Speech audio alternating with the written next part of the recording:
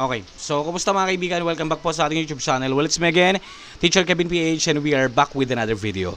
And dito gusto ko lang ibahagi mga kaibigan kung paano ka ba mag-convert ng isang PDF file to editable version, or shall we say PDF file to MS Word file. Okay, so meron tayong merong iba na online, no, yung pag-convert. Meron ding iba na ginagamitan natin ng software. And yun ang ituturo ko sa inyo ngayon.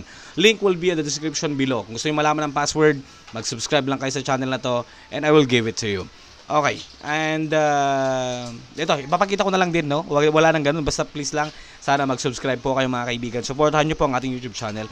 So, ang gagamitin natin na application dito to convert your PDF file to MS Word is yung Typehard, no? PDF to Word Converter. So, paano na siya? Yung ida-download nyo dyan, naka-RAR, and password will be, ito, yun,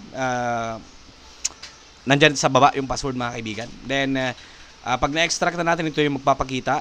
Click natin to. And then, yan, Typehard PDF to Word Converter. Meron din tong fix file, no? Click natin yan, then copy natin to. Yung sa may fix. And then, dito tayo sa may setup. Run as administrator natin yan. Okay. Okay. Accept, syempre. Next. All users, current users, depende na sa inyo yan. So, all users na lang tayo. Create desktop icon, okay, or desktop shortcut. Uncheck natin tong create quick launch. Next, installing. Hintayin lang natin to na matapos mga kaibigan. Okay? So, tapos na siya mag-install. Uncheck natin to. Yan. Again, nakopy na natin kanina yung fix, pero mas maganda i-copy nyo ulit. Kung ano man yung file na meron dito. Copy, and then, exit natin. Punta tayo dito sa may application, yung shortcut, no? Right-click natin, open file location. Control V or paste natin yon, yung fix. Continue. There you go. I-open na natin yung application. Right-click, run as administrator. Yeah. There you go. So, ito na yung workspace niya mga kaibigan, no? And kung gusto natin mag-convert dito, pwede. Pindutin natin yan. Then, i-open natin yung PDF na gusto natin convert. For example, ito. Konti lang yung text niya. Open.